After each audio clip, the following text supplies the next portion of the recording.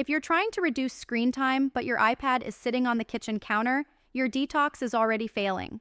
The visual triggers in your home are hijacking your child's brain every single day, and I'm about to show you the 5 things you need to remove immediately to make screen reduction actually work. Here's the neuroscience you need to understand.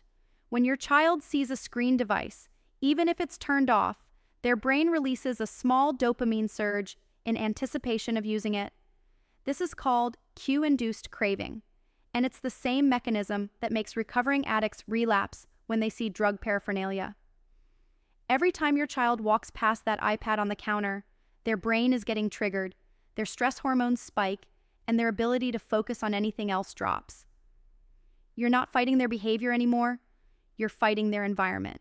Visual trigger number 1, devices left in common areas.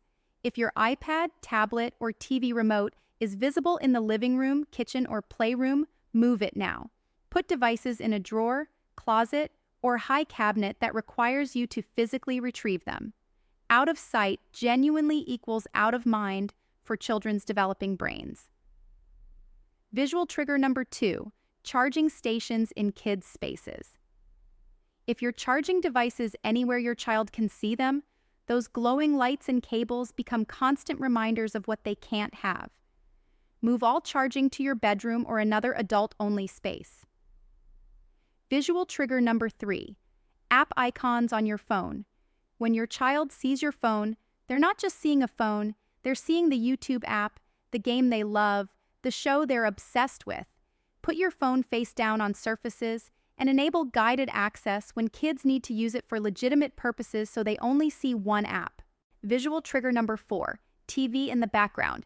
Even if no one's watching it, a TV that's on creates visual movement that pulls attention and reminds kids that screens exist.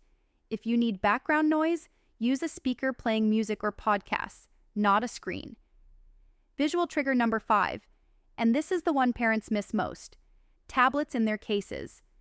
Those bright-colored protective cases are designed to be noticed. Your child recognizes that blue case from across the room, and their brain immediately starts craving what's inside it. Store devices outside their cases, or use plain neutral cases that don't trigger recognition. Here's what happens when you remove these visual triggers. Within 48 hours, you'll notice your child stops asking for screens as frequently.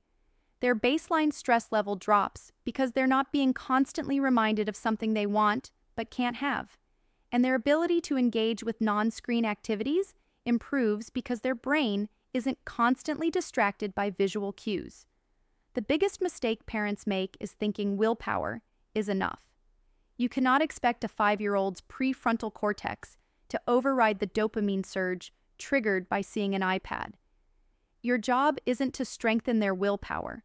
It's to remove the triggers that make willpower necessary in the first place. Change the environment, and the behavior changes automatically. One actionable step you can take right now: do a visual trigger audit of your home. Walk through your house at your child's eye level and notice what screens or screen-related items are visible.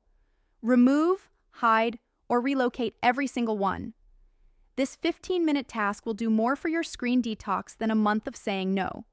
If you've removed visual triggers and seen your child's screen obsession decrease, drop a comment and let me know which trigger was the biggest game changer in your home. And check the link in the description for our complete home environment checklist that shows you every hidden trigger most parents miss.